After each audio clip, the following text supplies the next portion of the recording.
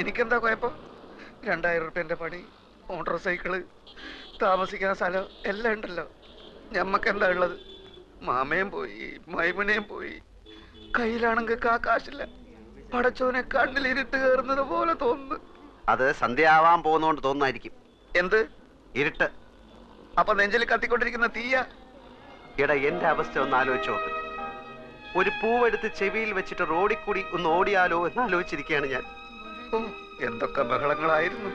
3000 ഇവിടെ, 5000 അവിടെ, 25,000 രൂപന്റെ പാപ്പനം. നമ്മളൊന്നും പറയുന്നില്ല. നീ കൂടുതൽ വർത്താനൊന്നും പറയണ്ട. നിന്റെ അത്യാഗ്രഹം കൊണ്ടാ കിട്ടാനുള്ളതും കൂടെ കിട്ടാതെ പോയത്. ബാദുഷയുടെ സ്വപ്നം. ഇടാ, സ്വപ്നം കാണുന്നതിന് ചില അതിരൊക്കെ ഉണ്ട്. ദൈവത്തിന് ആർക്കാത്തൊന്നും സ്വപ്നത്തിൽ കാണാൻ പാടില്ല. പട്ടിണി പണ്ടാരം ബാദുഷയുടെ സ്വപ്നം കാണുന്നു. അതെന്നാ കിട്ടാനുള്ളത് കൂടെ ഇല്ലാതായി പോയത്.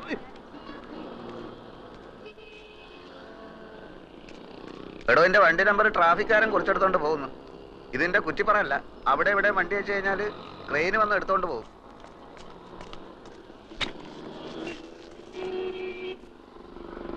ബാങ്ക് മാനേജർ മാറിയത് എന്റെ കുഴപ്പം കൊണ്ടാണോടാ എന്ന് നമ്മൾ പറഞ്ഞ? പിന്നെ നീ എന്റെ ഉമ്മയ്ക്കും ബാപ്പയ്ക്കൊക്കെ പറഞ്ഞത് ഏത് കെയറോഫില്? ഇന്നെ സഹായിക്കാൻ വന്നിട്ടില്ലേ നമ്മൾ ഈ ഗതിയിലായത്? നിനക്ക് ജ്യൂസ് കട തുടങ്ങാനുള്ള അതിമോഹം കൊണ്ടല്ലടാ നീ എന്നെ സഹായിക്കാൻ വന്നത്. നേരപ്പേ ഏതായാലും ഇങ്ങനെയൊക്കെ ആയി. നമ്മൾ തമ്മിൽ വർത്താനം പറഞ്ഞ് അങ്ങോട്ടും ഇങ്ങോട്ടും തെറ്റിയിട്ട് കാര്യമൊന്നുമില്ല. ഞാൻ ചിലതൊക്കെ തീരുമാനിച്ചിട്ടുണ്ട്. എന്ത്? വേറെ വഴിയൊന്നും കണ്ടില്ലെങ്കിൽ ഞാൻ മോഷണം തുടങ്ങും. മോഷണോ എന്ന് വെച്ചാല്? ഓ, നീ ആ വാക്ക് കേട്ടിട്ടില്ലല്ലോ. ഹൈമവതിയുടെ ചോറ് കട്ട് തിന്ന ആ പ്രവർത്തിക്ക് ഇപ്പോഴും മോഷണം എന്ന് തന്നെ പറയുന്നത്. മനസ്സിലായോ? നീ പാര ചോറ കട്ടുന്ന? ചോറല്ല, കാശുള്ളവന്റെ വീട്ടിൽ കയറി ഞാൻ മോട്ടിക്കും. പിടിച്ചാൽ പിടിക്കുന്നവനെ കൊല്ലും.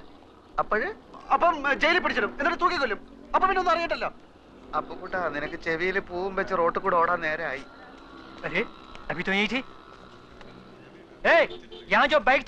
അതെടുത്ത് അപ്പുറത്ത് മാറ്റി വെച്ചിട്ടുണ്ട്.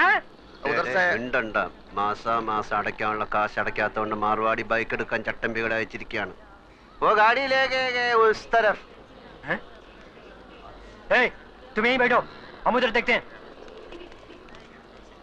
അവന്മാർക്ക് നിന്നെ കണ്ടിട്ട് മനസ്സിലായില്ല. മാർവാടിയല്ലേ എന്നെ കണ്ടിട്ടുള്ളൂ, ചട്ടമ്പികൾ എന്നെ കണ്ടിട്ടില്ലല്ലോ. തൽക്കാലം ബൈക്ക് വിട്ടിരിക്കട്ടെ, നോക്ക് പിന്നെ എടുക്കാം.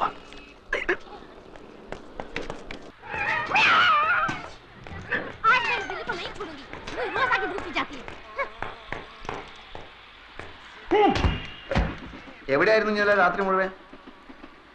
ഇന്നലെ രാത്രി പാതി ചത്തൊരു ശവത്തിനെ നാട്ടുകാരെല്ലാം കൂടെ എന്നെ മടിയോട്ട് വെച്ചെന്നില്ലേ? അവളെ താങ്ങി പിടിച്ചോണ്ട് ഞാൻ ആശുപത്രിയിലോട്ട് ചെന്നു. അവിടെ കുറെ പണ്ടാരങ്ങൾ എന്നെ പിടിച്ച് വലിച്ച് ആശുപത്രിയിലോട്ട് കയറ്റി. എന്നിട്ട് ഏതാണ്ട് ചവറ് പേപ്പറിലൊക്കെ ഒപ്പിടാൻ പറഞ്ഞു.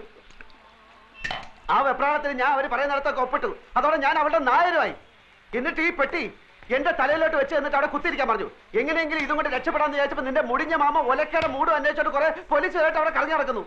ഇനി അയാളുടെ കണ്ണി പെട്ടിട്ട് പുലിവാലാക്കണ്ടെന്ന് കരുതി നിധി കാക്കുന്ന ഭൂതത്തെ പോലെ ഈ പെട്ടിയും കെട്ടിപ്പിടിച്ചോണ്ട് ഞാൻ അവിടെ ഇരിക്കുക. നേരം വെളുത്തപ്പോ അവളുടെ തന്തയും കുറെ ആൾക്കാർ ഒരു പട പോലെ അലറി വിളിച്ചോണ്ട് ആശുപത്രിയിലോട്ട് വന്നു. ആ തന്ത എന്നെ കണ്ടത് അലച്ചു തല്ലി എന്റെ കാലിലോട്ടും പിന്നെ അവിടുത്തെ തലയും കുത്തി താഴോട്ടും. വെട്ടിയിട്ടവൾ ഒരു സൈഡിലും പെണ്ണും അവസാനത്തെ വലിയ വലിച്ചോണ്ട് തന്ത അപ്പുറത്തും. ആ തക്കത്ത് ഞാൻ പെട്ടി എടുത്തോണ്ടെങ്കിൽ ചാടി. അവൾ ഏതാണ്ട് കോടീശ്വരന്റെ മകളാണെന്ന് പറഞ്ഞ അതിലുണ്ട് ഇരുത്തി. നീ ആ പെട്ടി നോക്ക, അതിനകത്ത് എത്ര രൂപയുണ്ടെന്ന് എനിക്കറിഞ്ഞൂടാ. ചെറുതാണെങ്കിലും വിലയുള്ള പെട്ടിയാ.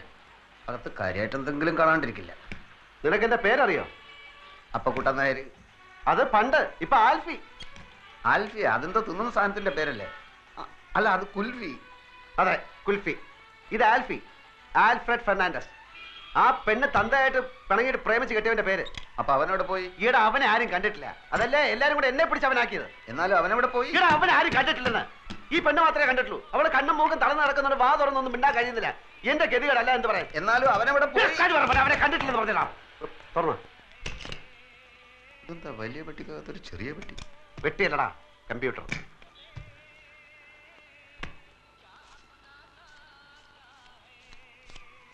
എത്രയുണ്ട്? 1100 പിന്നെ 20. അത്രേ ഉള്ളൂ? നിന്റെ അത്യാവശ്യം കണ്ടപ്പോ ഞാൻ വിചാരിച്ചു അത്രയെങ്കിലും ഉണ്ടല്ലോ. അപ്പോ ചേട്ടനാ ഇരിക്കണം ഇരിക്കണം. ഇനി താൻ അങ്ങനെ എന്നെ ഇരുത്താൻ നോക്കണ്ട. 2-3 മാസം വാടക കുടിശ്ശികയുണ്ട് അല്ലേ? ഇനി അവധിയില്ല, ഇപ്പൊ ഇറങ്ങണം. ഇത് കണ്ട, 2 മാസം വാടകയുണ്ട്. ഇത് അങ്ങോട്ട് കൊണ്ട് തരാതിരിക്കായിരുന്നു. അടുത്ത ഞാൻ 2-3 ദിവസം കൊണ്ട് തരാം. ഞാൻ 3-4 ദിവസം വീട്ടിൽ കൊണ്ടുതരാം. 2 ദിവസം കഴിഞ്ഞ് 2-3 ദിവസം വീട്ടിൽ കൊണ്ടുതരാം. ആ ശരി, വാടാ. അത് പോയി. ദേ ചെക്കും ബാങ്കിന്റെ ബുക്കും. എവിടെ?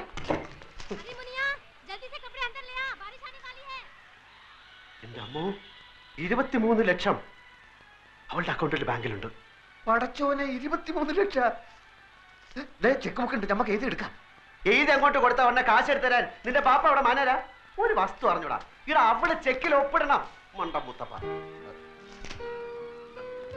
ഓളും ബാപ്പയും മയ്യത്താവുന്നല്ലേ ഇനി പറഞ്ഞത്? രണ്ടിന്റെ കിടപ്പ് കണ്ടിട്ട് കാറ്റ് പോണ ലക്ഷണമാണ്. അങ്ങനെ കാറ്റ് പോയാ പിന്നെ 23 ലക്ഷം ആർക്കാ? ആ ഓളെ പുയ്യാപ്പിളക്ക് എന്ന് വെച്ചാ നിനക്ക്.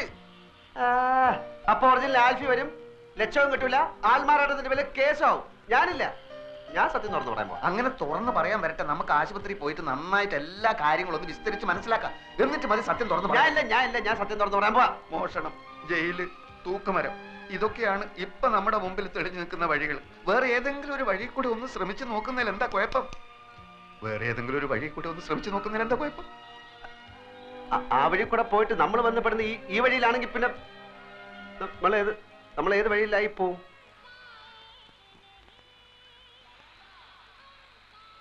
പോയി നോക്കണോ?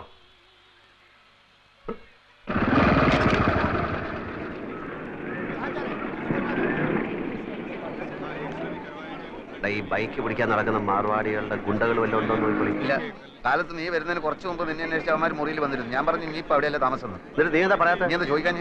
ഓഹോ, അത് ശരി. കണ്ട കോളിന് കുറെ കാലം കിടക്കണ്ടതാ. ആരെയും വെറുപ്പിക്കണ്ട. ബാഗിനകത്ത് മൂടി വെക്കാനല്ല, കാശും തന്ന് തന്നെ കണക്കപ്പിള്ള എന്ന് പറഞ്ഞ് ഇവിടെ കുത്തി നിർത്തിയിരിക്കണേ. ആവശ്യത്തിന് കൊടുക്കാനാ. ഇവിടുത്തെ പണിക്കാരെ ആരെന്ത് ചോദിച്ചാലും അത് അങ്ങോട്ട് കൊടുക്കുക. അയ്യോ, എവിടേക്കാ പോണേന്ന് വെച്ചാ പറഞ്ഞിട്ട് പോണ്ടേ. ഫോൺ നമ്പറും ഇല്ല, അഡ്രസ്സും ഇല്ല.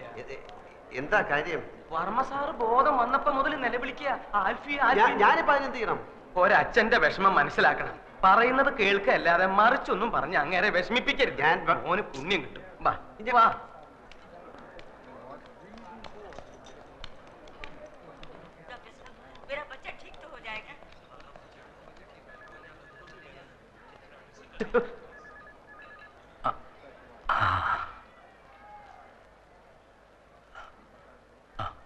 അടുത്ത് വരൂ.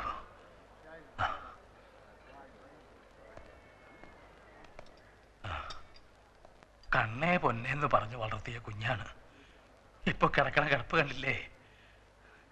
ഡോക്ടർ പറഞ്ഞു നീ വേണം അവളെ രക്ഷിക്കാനെന്ന്. എന്റെ മോളെ കൈവിടരുത്. ഒന്ന് പറയൂ ഇരവി, എന്നോട് മാപ്പാക്കണമെന്ന് പറയൂ. പിണക്കവും പരിഭവവും ഒന്നും ഇല്ലാന്ന് എന്നോട് പറഞ്ഞു കഴിഞ്ഞു. എല്ലാം ഞാൻ പറഞ്ഞു മനസ്സിലാക്കിച്ചോളാം. വർമ്മ സാറ് വെറുതെ വിഷമിച്ച് പ്രഷർ കൂട്ടണ്ട. ആ, അത് കേട്ടാ മതി എനിക്ക്. 100. 100? എടോ, ഇത് ആദ്യം പറഞ്ഞോളൂ 200. 100 100 100 100 200 300 എത്ര വേണമെങ്കിലും തരാം. ഇല്ലേ, അവിടെ ചെന്ന് കിട്ടിയില്ല എന്ന് കംപ്ലൈന്റ് പറയും. നന്ദി പറയണടാ, നന്ദി. എനിക്ക് ചില കാര്യങ്ങൾ അറിയാനുണ്ടായിരുന്നു. എന്ത് കാര്യം? ചന്ദ്രയ്ക്ക് രാവിലെയാ ബോധം തെളിഞ്ഞത്. എല്ലാം കാണാം, എല്ലാം കേൾക്കാം, എല്ലാം മനസ്സിലാക്കാം, പക്ഷെ സംസാരിക്കാൻ കഴിയില്ല.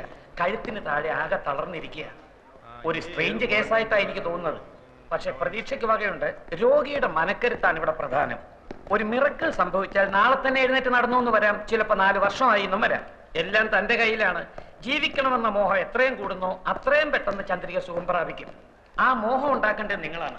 നിങ്ങളാണ് എല്ലാവരുടെയും ഒരേ ഒരു പ്രതീക്ഷ. How is she? എല്ലാം normal. You can go and see her.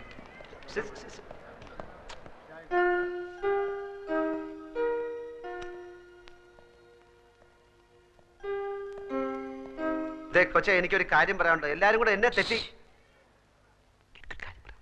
അയ്യോ, എന്റെ മോൾക്ക് എന്ത് പറ്റി? അയ്യോ, എന്റെ മോളെ, അയ്യോ, എന്റെ ഗുരുവായൂരപ്പ, എന്റെ മോളെ കിടക്കുന്നത് കണ്ടോ? അയ്യോ, എന്റെ മോളെ, അയ്യോ. ഞാൻ DSP സത്യപാൽ, ഉദയവർമ്മന്റെ അമ്മാവനാണ്. ഇതെന്റെ പെങ്ങളുടെ ഭർത്താവ് അഡ്വക്കേറ്റ് വേണു. അല്ലല്ലോ, പാലക്കാട് ക്രിമിനൽ പ്രാക്ടീസാ. ഞങ്ങളിങ്ങനെ കേസിന്റെ കാര്യങ്ങളൊക്കെ പറഞ്ഞുകൊണ്ടിരിക്കുകയായിരുന്നു. അപ്പൊ ഇതുപോലൊരു കേസ് അല്ല, ഇതുപോലല്ല. ഈയിടെ രാജീവ് ഗാന്ധിയുടെ മകൾ പ്രിയങ്കയുടെ ഭർത്താവെന്ന് പറഞ്ഞുകൊണ്ട് ഒരുത്തൻ ഹൈദരാബാദിൽ നിന്ന് ചെന്നില്ലേ? കോടതിയിൽ വരാൻ പ്രിയങ്കയെ കല്യാണം കഴിച്ചു എന്ന് പറഞ്ഞില്ലേ? എന്നിട്ട് ഇപ്പൊ അവന്റെ ഗതി എന്തായി? 5 വർഷം തടവും 10,000 രൂപ പിഴ. ഞാൻ പോട്ടെ, എനിക്ക് അല്പം പണിയുണ്ട്. എങ്ങോട്ടാ? ഓഫീസിലേക്ക്. അപ്പൊ ആൽഫ്രണ്ടിന് എന്തോ സ്വന്തമായിട്ട് ബിസിനസ് ഉണ്ടെന്ന് കേട്ടു. സ്വന്തമായിട്ട് ഓഫീസുണ്ട്. താമസം ഓഫീസിൽ തന്നെ. ഞങ്ങളൊക്കെ ഗസ്റ്റ് ഹൗസിലാ. ആൽഫ്രണ്ടിന് വേണേ അങ്ങോട്ട് വരാം. വളരെ വലിയ വീട്. ബിസിനസിന്റെ ആവശ്യത്തിന് ആൾക്കാർ വന്നും പോയി കാണാനും കേൾക്കാനും ഒക്കെ അവിടെ സൗകര്യമുണ്ട്. ഞാൻ പോട്ടെ. ധൈര്യമായിട്ട് പോയിക്കോ. ചന്ദ്രന്റെ കാര്യത്തിൽ എന്തെങ്കിലും തീരുമാനം ഉണ്ടാവുന്നവരെ ഞങ്ങളിവിടെ തന്നെ ഉണ്ടാവും. അപ്പൊ കൂടെ നമ്മളെല്ലാം അന്വേഷിച്ച് തേയില കച്ചവടവും തുണി കച്ചവടവും മില്ലും ഫാക്ടറിയും ഒക്കെ ആയിട്ട് പണം ചാക്ക് കണക്കിന് കയ്യിൽ വെച്ചിരിക്കുന്ന ആൾക്കാരാ. ആ പെണ്ണിനെ പറ്റി കാര്യമായിട്ട് ആർക്കൊന്നും അറിഞ്ഞൂടാ. ആൽഫി എന്നുള്ളൊരു പേരല്ലാതെ അവന്റെ ഉമ്മയാര് ബാപ്പയാര് കറുപ്പോ വെളുപ്പോ വീടേത് കൂടേത് ഒന്നും ഒരുത്തനും അറിഞ്ഞൂടാ. 14-ാം തീയതി രജിസ്റ്റർ കച്ചേരിയിൽ ഓൻ ഇവിടെ നിൽക്കാതെ വെച്ചിട്ടുണ്ട്. നമ്മൾ ഇവിടെ ചുറ്റിപ്പറ്റി നിന്നിട്ട് എങ്ങനെയെങ്കിലും ഓളെ ഒപ്പം എങ്ങനെയാന്ന് കണ്ടുപിടിച്ചാൽ മതി. 23 ലക്ഷം നമ്മളെ കീശ കിടക്കും മോനെ. ഓക്ക് വായി തുറക്കാൻ പറ്റാത്തിടത്തോളം കാലം ഒപ്പം അതല്ല നോക്ക് പറയാൻ പറ്റൂലല്ലോ. അതോടെ നമ്മൾ എല്ലാ കഷ്ടകാലവും തീരും മോനെ. പിന്നെ ആ കുള്ളം തടിയനില്ലേ കഷണ്ടി ചെവി പൂടാ, അയാള് വെറും ഡ്രൈവർ അല്ല. വർമ്മ കഴിഞ്ഞാ പിന്നെ ആ വീട്ടിലെ ഏറ്റവും കൂടുതൽ മടുപ്പ് അയാൾക്കാ. അയാളെ കയ്യിലെടുത്ത ഓളെ ഒപ്പി നമുക്ക് കണ്ടുപിടിക്കാം.